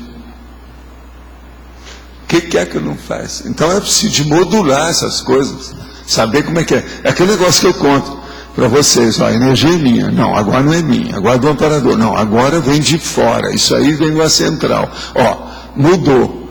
A intermitência já não é mais. Já está contínuo. Ó, temporariamente é contínuo. Isso tudo muda. É aquele negócio das 40 manobras com a energia. Também é importante a pessoa ver isso. Agora, essa mobilização básica, eu, como estou falando para vocês, eu considero indispensável. A gente nunca pode esquecer. Outra coisa, falando a sua linguagem, como é que uma pessoa vai esquecer a própria vida esquecendo da aritmética? Não tem jeito. Você vai pagar uma coisa, você tem que usar a aritmética. Como é que você vai estudar matemática superior sem aritmética? Não tem jeito. Então, é a vida. Então, aquela primeira lição que vocês tiveram no curso primário, ela é para a vida inteira. Não fique desprezando. E outra coisa, não fica falando que dessa água não beberei. Que às vezes não é a água de Vilcabamba. Tem que beber. Tem jeito. Como o Lula estava falando ontem, que vai nesses lugares que a água é suja, lá no Nordeste, que o cara leva a água lamacenta para beber em casa, que o povo que tem água limpa não sabe o que é. O presidente da República estava falando isso ontem. Agora ele descascou as coisas ontem com tudo. Ele agora está com 84% a favor dele. Então ele não tem mais limite. Não, ele está falando tudo. Agora, está falando cada batatada. Os jornais hoje estavam falando sobre isso. Os jornais saíram ontem, estavam falando dele. Eu vi na televisão ele falando os negócios. E outra coisa, está falando com veemência, parece que está até com raiva, sabe? A veemência dele já chegou a um nível que ele está acelerado. Você está entendendo? Está muito bravo. Pois é. Agora, tudo é para ver se ele elege, né, a moça. Mas pode falar. Outra coisa, você sabe que isso está errado, né? Isso está contra a Constituição. Ele não pode estar fazendo propaganda agora para eleger os outros. Ele está errado. Ele é presidente da República. Mas ele não segue nada. Ele estava na presidência, colocou o negócio do partido dos trabalhistas aqui, andou com aquilo. Você disse há pouco que a energia, se a pessoa ela entra na energia imanente ou ela não polui a energia imanente, ela não polui com a energia consciencial, ela não erraria nunca. Então, eu queria entender melhor isso, porque ela entra no fluxo, como é que ela se manifesta se ela não coloca a energia dela na energia imanente? Não, ela pega energia e vai usar. Tá. Na hora que ela pegou, se ela está poluída, só de vir para si, ela já poluiu. Sim, até eu entendo. O problema é ela ficar intacta. Então, como não fazer isso? Ela que está... Então, o problema todo é o seguinte, qual é o seu órgão pensante pessoal? A sua psicosfera. Ela está de acordo com o fluxo do cosmos? Se tiver, você está com a energia imanente. Se está contra, que você não está. Agora, então, por isso que eu falo, o serenão, ele já está muito mais, ele mantém a energia imanente, praticamente ele não piora quase nada dela. Eu não sei qual o percentual. Agora, nós não, nós pioramos. Você pega, você quer ajudar a pessoa, daí a pouco você faz uma fantasia sexual na sua cabeça, pronto, já torrou toda a energia. Quanta gente não é assim? Tem gente aí no centro espírita, em vários lugares, na seita, nessas religiões todas, estão mexendo com energia, tudo quanto é jeito. No entanto, ele é mais vampiro do que doador. Como é que fica? Que energia imanente besta é essa? Você está entendendo? Como é que fica? Então, isso tudo nós temos que ter noção dessas coisas. Agora, o pior, nós temos que ter noção, independente do que os outros pensam, independente do que os outros pensam sobre a energia, independente do que os outros pensam a respeito da gente, independente do que o amparador pensa a nosso respeito, nós temos que fazer isso por nossa conta. A intenção é nossa. Então, veja, lá no fundo, o processo da evolução agonística é totalmente egóico. E, no entanto, é quando a pessoa deixou o egoísmo, quando ela acabou com o egão e o umbigão. Mas veja, é totalmente egocêntrico. Então, por exemplo, eu não posso evoluir para ninguém, ninguém pode evoluir para mim, ou por mim. Então, essa evolução agonística é um processo da gente saber, conhecer, ter cognição, ter experimento. Quanto mais nós debatermos a realidade básica do próprio universo, melhor para todo mundo, não é só para nós, é todo mundo. Todo mundo que eu estou falando é para a bactéria, para a tarântula, entende? Para o ornitorrinco, para o gambá. O negócio é esse, não tem outra saída. Agora, o que se passa? Vocês veem, eu falo aqui, eu não trago muita novidade, não. As novidades que a gente traz é o seguinte, uma palavra que não é muito usada, agonística, besteira. Agora, do ponto de vista mesmo, se você espremer o que eu digo, não tem muita novidade nenhuma, nada. Mas veja, como eu sou obrigado a repetir 10, 20, 100 vezes as coisas, para que isso comece a medrar uma plantinha desse tamanho, porque senão nada funciona. Por quê? As pessoas são tão difusas em matéria de abordagem que elas não se fixam. Agora, o que eu vejo é o seguinte, o povo fala que antigamente não era assim. Mas veja, nas retrocognições que eu tenho, era assim, e era até pior. Então, esse negócio de ter aumentado os estímulos, eu não acho que seja negativo. Isso é o próprio modo da gente evoluir. Nós é que temos que saber conviver com muitos estímulos. Esse negócio que antigamente tinha pouco, que a vida era melhor, não é. A minha retrocognição não mostra nada disso. Eu não troco nada dessa vida com as vidas que eu tive antes. Nenhuma delas. Não vale a pena. Então vamos entender. A sua próxima vida, você vai ter uma condição mais agradável, confortável, que você vai se sentir mais contente e feliz consigo mesmo do que essa. Esse é que é o caminho nosso. Agora, ó, isso não depende nem do amparador, nem do duplista ou da duplista, não depende da sua família, nem da genética, tudo depende de você. A sua paragenética pode dominar a genética. Você, como duplista, pode dominar o seu companheiro ou a sua companheira. Depende de você e do nível que você está. Você vivendo as coisas suas, você pode dar até exemplo para o seu amparador. Então, como é que fica? Está tudo na sua mão. A sua intenção, a sua vontade é que resolve toda essa evolução agonística. Mas, ô Rosa, você quer falar alguma coisa, por favor? Qual das rosas? Sabe, aqui nós temos um jardim de rosas. Professor, é o seguinte, queria esclarecer um pouquinho essa questão da energia imanente e energia consciencial. Primeiro, energia imanente, energia pura, energia da natureza. A consciência vem e interfere.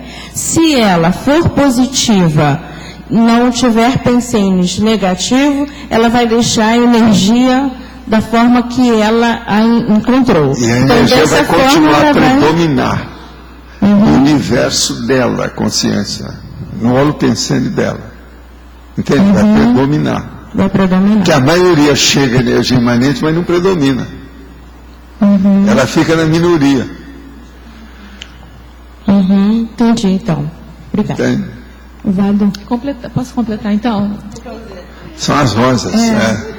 É exatamente isso, porque eu li no livro, um dos livros do senhor, que o serenão, ele acrescenta no fluxo do cosmos. Ele acrescenta. Só que, ao mesmo tempo, ele entra no fluxo do cosmos e não altera a energia imanente. Como é que é isso? Porque ele sabe como fazer com isso. Agora, eu não sei como é que é. Porque quando o senhor fala... Você lembra que eu falo que ele tem atributos conscienciais que nós ainda não temos. Ele já criou esses atributos. Uma outra coisa. Eu penso que a gênese, o processo evolutivo dos atributos, quando começa, é feito pela própria natureza. Aquilo vem em cima da pessoa. É o simples ignorante e a pessoa vai caminhando. Agora, vai chegar num certo ponto que ele dobra, ele vira a condição, ele passa para lá. Ele é que vai fazer a gênese das coisas dele. Então, eu penso, por exemplo, que na questão da consciência livre, já não tem mais influência exterior sobre ela. Ela que cria influência sobre o corpo. É essa virada, né? É essa que é. Então, por isso que eu já não entendo nada. Porque nós só entendemos aquilo que vem para nós. Vem a nós. Não é assim que o povo fala? Vem a nós. Quer dizer, então, é o processo centrípeto. É o cosmos que manda para a gente. Isso é que nós chamamos o recebimento, para depois você dar a recepção, que você vai dar a retribuição. Agora, por exemplo, lá não. Chegou um ponto que tudo que tinha que vir para nós, ele já recebeu. Ele agora vai criar para dar para o código. Então, é no serenão que a retribuição começa, não é com desperto. Não, o problema é o serenão. Agora, a gente vê que tudo indica que há uns vislumbres, uns lampejos da ideia nisso, que é isso que eu chamo de extrapolacionismo, no transmentor, por exemplo, que é o evoluciólogo. Então começa a ter aquela luz assim no fim do túnel e a pessoa vê que não é o trem que vem vindo, não. Você está entendendo? É luz lá fora mesmo. Então ela vê. Agora, o serenão já deve entender isso um bocado. Agora, a consciência livre já funciona com isso. Quando o senhor fala assim, entrar no fluxo do cosmos, não é submeter ao fluxo do cosmos. Não. É coexistir pacificamente, mas não é bem pacífico, não. Porque pode alterar. Vamos usar uma expressão mais exata que vocês agora estão começando a raciocinar do jeito que é. Eu sempre fiz força. Que é, vamos pensar, ele começa a funcionar de uma maneira integrada com o cosmos, mas de maneira construtiva. É isso aí, entendi. Então aí muda, é isso que eu falei lá no livro. Você está entendendo? Por isso que o serenão faz isso bem. Aí agora, nesse nível, nós não entendemos como é que funciona. Não é que não altera a energia. A gente sabe que funciona assim, mas eu não posso explicar como é que é o funcionamento. É isso que eu quero dizer. Então, nesse sentido, eu acho até, não sei, penso que como a energia imanente vai mudando nós também. temos a teoria da hipótese. Mas a energia imanente Mas também eu não posso praticar e vivenciar isso, porque eu não sei como é que é. Mas a energia imanente também não vai evoluindo, então? Não, a energia é o seguinte, a energia é apenas um agente do cosmos. O que manda é a consciência. Quem vai evoluir é a consciência. A energia não evolui. Você evolui no trato com a energia. Você está entendendo? É isso que eu falo. Por que é que eu vim mexendo aqui com a energia para você? Não, gente, então deixa eu falar esse negócio aqui que eu falo assim, e faço isso, isso é uma das coisas mais importantes da minha vida. Sei. Mas tudo é besteira. Os diplomas que eu recebi, viagem que eu fiz, tudo que eu estudei, livro que eu escrevi, tudo é besteira. Então, isso aqui, é das coisas mais importantes, porque isso aqui vai comigo o tempo todo, está comigo, veio comigo, vai seguir comigo, e banana pro resto. Mas deixa eu falar então eu falo isso desde lá do centro da consciência contínua. Um dia eu falei, o cara virou e falou assim, não, vamos embora que esse cara é doido, vamos embora. Entende? Que ele não sentiu nada, né? Eu falei assim, o que você vai fazer? O cara não sente nada, é lógico, ele vai pensar que eu sou doido mesmo. Eu faço assim. Agora, todo mundo que estava lá na linha de tiro sentiu. Ele foi embora. Virou as costas, foi embora, foi mesmo. Aí teve um amigo que foi atrás dele, foi conversar com ele. Eu lembro demais desse cara por causa do paletó dele. Que na hora que ele saiu, ele estava tão esquisito que o paletó agarrou o bolso na maçaneta. Nunca pude esquecer. Eu vou falar de um modo diferente. A energia imanente é um insumo. É um insumo que a gente vai usar para transformar em energia consciencial. Na medida em que o serenão, né, a partir do evolucionário, já produz coisa positiva, né, no cosmos, esse insumo ele não melhora de qualidade? É isso que eu estou pensando. Não, a qualidade não é só qualidade. Ele aumenta o repertório dele no uso daquilo. Por exemplo, todo mundo aqui já usa um percentual de energia positiva. A fraternidade, um ato de doação, uma interassistencialidade, tudo tem energia positiva. Mas é o percentual. Agora, ele avança com isso, aquilo caminha para níveis que nós ignoramos. Uma outra coisa, a energia não faz nada, ela não tem inteligência própria, ela não tem vida própria. Ela não qualifica. É a consciência que manda. Então, por exemplo, tem aquele monte de energia. Se o povo ainda não evoluiu, está lá, ele está inerte, não funciona nada. Entendi, ele é inerte, entendi. Agora, a hora que a gente começa a dar vida para isso, tudo muda, né? Agora, aqui outra pergunta. Não entendi sobre o fluxo de energia do cosmos. Qual é esse fluxo? É isso aí, você, por exemplo, você escreveu para cá, você está dentro do fluxo da energia. Você está respirando aí, né? É o que tudo indica. Não é? Todo mundo aqui acha que você está respirando aí. Isso também é o fluxo do cosmos. Outra coisa, você está usando aí o oxigênio. Isso é o fluxo do cosmos. Por exemplo, essa energia que faz você raciocinar para escrever ali, você sabe mexer com o computador, mexer na internet para mandar aqui, isso é o fluxo do cosmos. Então, o fluxo, tudo isso que tem por aí. Agora, o fluxo do cosmos, a pessoa pode usar a parte da natureza ruim. Então, é aquelas pessoas que vão lá no corre-cavalo, por exemplo, e que cria boste, que a água não presta, eles não saem de lá. Ou é o outro que fica naquelas pirambeiras, que vem a chuva e mata todo mundo. Eles voltam para lá, mata mais outros. E assim são 5, 6 gerações que morrem. Então, veja, não estão seguindo o fluxo do cosmos, estão seguindo as coisas da natureza que não prestam. Agora, o fluxo do cosmos, quando a gente segue, é aquele que é inteligente, o melhor. Então, vão fazer aquilo que ponderar sobre tudo, criticar tudo e ficar com o prioritário, o melhor, o ideal. Isso é o fluxo do cosmos. Então, o fluxo do cosmos é tudo aquilo que diz respeito à energia. No cosmos existe duas realidades, você e energia. O fluxo do cosmos é a hora que você usa essa energia sem injuriar o cosmos. Você não faz mal para o cosmos. Então aí a coisa melhora. Só soma, constrói, aumenta, enriquece, potencializa, robustece. O que mais? Pode falar. O senhor estava falando ali para a Rosa, chega um ponto na evolução que a consciência ela pode estar acrescentando coisas no cosmos. Ontem eu estava pensando justamente nessa ideia daí. Quer dizer, tem consciência que estão... Vocês acrescentaram uma coisa no cosmos. Fizeram o tertuliário. Isso é um acréscimo. A rigor é um acréscimo. Não tem nada igual desse tipo aqui que nós estamos falando. A finalidade que nós falamos aqui não tem lugar nenhum que tenha isso. Pega na internet, desafiamos o Google. Olha só, quem é que está podendo desafiar o Google aí? Nós podemos. Hein? Pois é. Mas não quer saber. Assim, mas nós estamos aí enriquecendo o cosmos. Entendo bem isso. Cada pessoa no seu nível ela pode estar enriquecendo. E outra coisa, também. A gente está mexendo mais do que as pirâmides. Você tem que lembrar que a turma está chegando aí de consciência e estão gostando do tertuliário. Estão sentados aí. Agora, naquela questão, quer dizer, esse seria o verdadeiro neopensênio lá na frente. Quer dizer, aquelas consciências estão inventando coisas novas, estão redefinindo até certo ponto a cosmoética. Pois é. Agora, cada um, o problema todo é de autolucidez.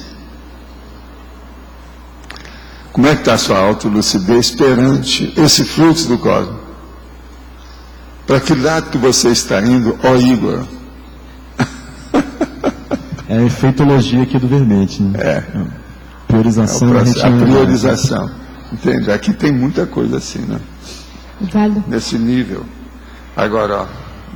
Efeitologia, o efeito da priorização, da retilinearidade, da autopensalização. Praticamente isso eu resumo tudo. Resumo tudo. Sim. Vale, você falou há pouco que a paragenética, ela tinha que dominar a genética. Você poderia dar dicas práticas de uma pessoa que está sendo dominada por genética? Primeira coisa, minimizar a genética, a família, a herança, os ancestrais, a genealogia, tudo que diz respeito a isso. Outra coisa, lembrar, para te dar mais força, que você já teve milhares de famílias diferentes, de tudo quanto hierarquia, ou melhor, no caso, etnia. Você já teve todo tipo de etnia. De modo que esquece isso, vai em frente. Se você já é adulta, já saiu de casa, já não está mais lá, cuida da sua paragenética através da holobiografia. Esqueça a biografia apenas dessa vida. Pensa na holobiografia. Olhe o auto-revezamento para a próxima vida. E esse é que é o caminho. De modo geral, isso não tem erro. Agora, outra coisa, não se incomode com coisa secundária. Veja o prioritário. A gente pode passar fome, a gente pode estar numa miséria enorme. Se a sua consciência está lúcida, não tem nada. Por isso, vamos devagar com esse andor. Uma pessoa pode aparecer em andrajos. E às vezes ela está com muito mais lucidez do que a gente pensa. Tem que ir com calma com isso.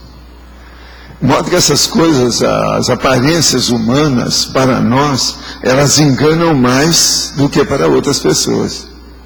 Porque nós já estamos vendo com visão curva e atrás do morro. Vendo atrás dos bastidores de vida multidimensionalidade. Se a gente ainda erra nessas coisas, o erro nosso é maior do que os outros. Professor, eu estava assim, pensando num exemplo bem prático, bem assim, rudimentar, bem aqui intrafísico, né?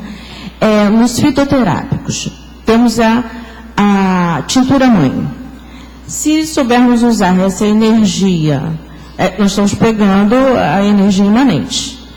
Da forma que a consciência entrar e ela produzir remédios, ela vai entrar nessa essência, nessa energia e vai evoluir, fazer com que essa... Né? Agora, ela pode também aproveitar o veneno, dependendo da toxicidade da energia, e ela transformar. Então, essa é a intromissão, né, digamos assim, da energia consciencial, que tem que ter muita cosmoética, né? Nesse sentido. Não é só cosmoética, é ter inteligência. Inteligência. Agora, essa inteligência que eu chamo de discernimento. Esse discernimento, uma das coisas que ele envolve é a cosmoética. Mas não é só isso. Por exemplo, você está falando em fitoterápico. É porque eu estou fazendo... Você pega qualquer planta aí. Se você não souber fazer a cognição, não é cognição só, não. Cognição e cocção. Quer dizer, se você não souber levar para a panela do laboratório, para a retorta, entende? O que se passa? Você vai ficar com veneno e a coisa boa da planta você vai jogar fora. Então, isso é terrível. É aquele negócio do bebê que jogou o bebê com água e tudo fora, depois tomou banho. Então, isso tudo aí pode acontecer. De modo que a coisa toda é a inteligência, a prioridade e o discernimento do cientista que está trabalhando com a planta. Isso aqui é o mais importante. Pois é. Toda planta tem veneno. Mas toda planta pode curar. Depende da situação. Depende da dose. Agora veja, a maioria são paliativos. Só tapeia. Então eu gostaria de falar que há muitas pessoas pegando carqueja, boldo. Estou falando isso porque eu estou cuidando das plantas medicinais aí, né? Então, e tomando todos os dias, se torna tóxico, né? Não pode fazer isso, pode tomar como água. Por exemplo, eu às vezes tomo boldo. Por que eu tomo boldo? Eu tomo boldo quando eu estou trabalhando de madrugada que está muito frio. Então eu preciso tomar uma coisa quente. Então eu faço um chá de boldo, suave. Não, eu gosto de boldo.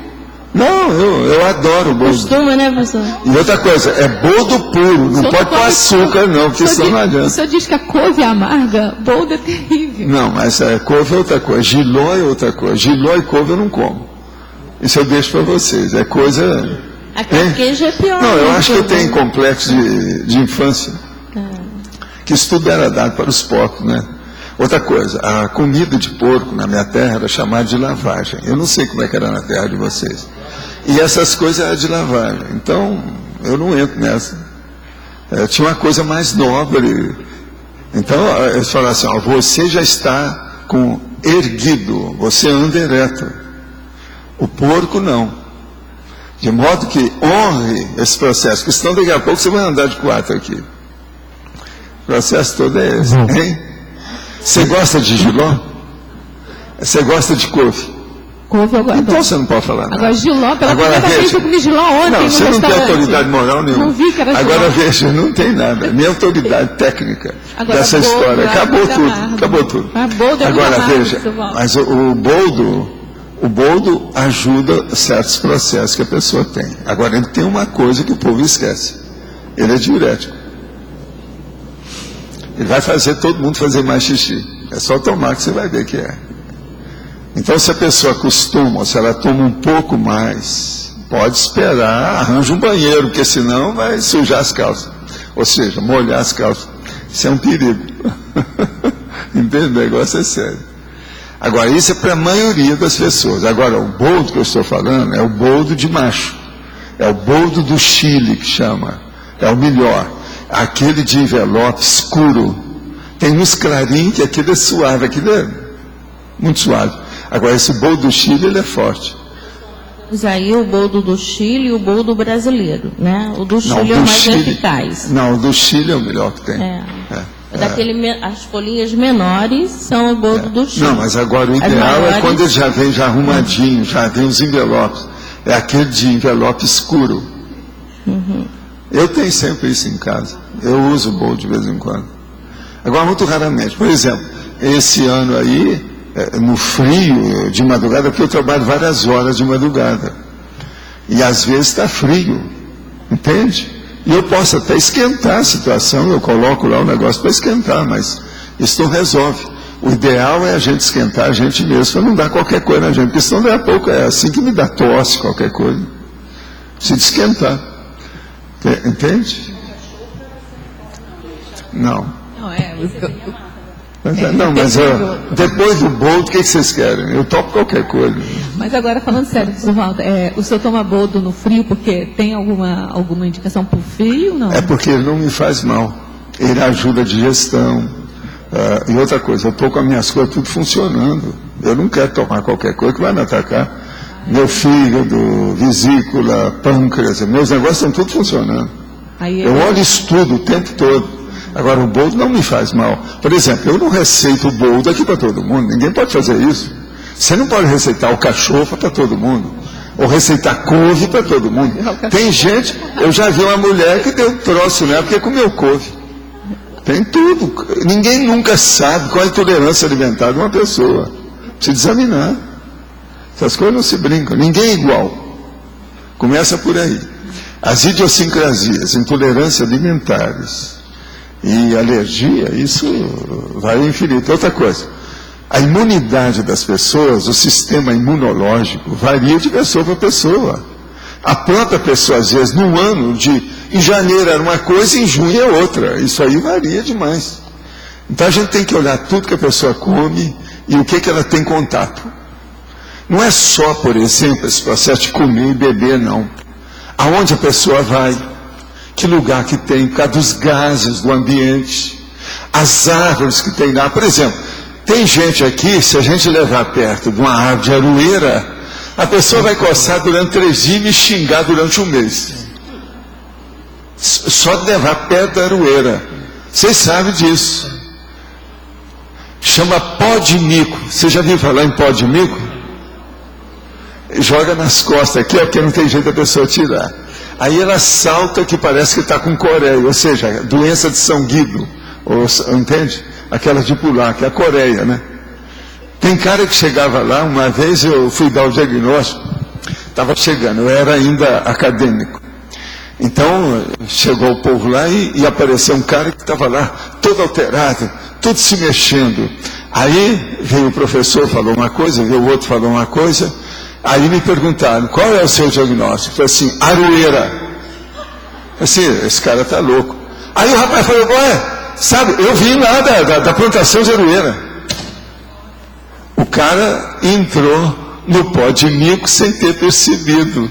Agora eu, com a minha experiência, né, de capial, caipira, lá do fim do mundo, bati a turma, o professor, o outro que era o assistente, a turma que deu tudo, lá falou, isso aí é aroeira. E era aroeira mesmo. Agora vocês sabem que às vezes não é só a aroeira que dá isso. Existem outras plantas que dão tipo pó de mico, vocês sabem disso. Né? É igual o estiga, por exemplo, esse negócio todo que o povo sabe, né?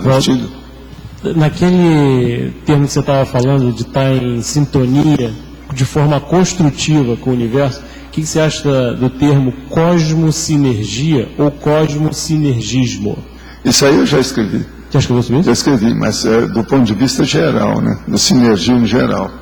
Agora, o caso todo, eu já uso uma outra expressão que às vezes o povo entende mais, que é a cosmolínea. Você reagir numa atividade cosmolínea, ter uma pensionização cosmolínea. Então você está dentro da linha do cosmos. Aí o povo entende às vezes mais. Eu também uso essa expressão. Isso eu já vi também. É por aí. Agora, o caminho todo é esse. O negócio é a gente fazer força. Eu acho que hoje você já deve ter acrescentado pelo menos 1/1000º de milímetro dentro da sua evolução agonística depois dessa conversa aqui de 2 horas. De modo que eu passo para vocês aí que está no horário, tá certo? As pontuações da tertúlia de hoje foram 11 perguntas respondidas online, 20 perguntas presenciais, 72 assinaturas no livro de presença e 15 praticantes da técnica de Embexis. Hoje nós vamos ter eleição, o verbete para amanhã é autopersuasão primária. E vamos ter 3 recados. Marisa, verbotógrafos, Cris Ferraro, oficina de etimologia e lexicologia, e Alcira Acôncios. Queremos convidar os verbetólogos, todas as pessoas que fizeram ou estão fazendo verbete, para pegarem os seus verbetes lá embaixo, nós vamos fazer a devolução, e as pessoas que estão fazendo, pegar os critérios para otimizar melhor o seu trabalho, ok? Boa tarde. Para lembrar aos alunos do Lexicologia que daqui meia hora nós vamos ter a oficina de etimologia, que continua aberta a qualquer pessoa interessada, além dos alunos do Lexicologia. Lembrar aos alunos que o curso começa no sábado às 8 horas da manhã e uma última chamada, se ainda houver interesse, temos 2 vagas. Obrigada. Sábado e hoje também. Na verdade, o curso ele começa sábado, mas como a professora Mabel, que é a professora de etimologia, não pode estar presente no final de semana, porque essa turma foi agendada muito rapidamente, ela vai dar oficina hoje, de 3 às 6, como complemento do curso. Por isso, os alunos do curso vão ter gratuidade na oficina de hoje. Tá? Mas se você não puder fazer a oficina hoje, né, puder participar sábado e domingo do curso, não tem problema. Tá? Boa tarde, pessoal. O pessoal que está inscrito no curso de Tenepsista Cobaia do Conscienciograma, ele inicia-se hoje à noite às 19 horas e provavelmente termina domingo ao meio-dia. Esperamos vocês todos hoje na Consus, na sala de discernimento. Obrigada.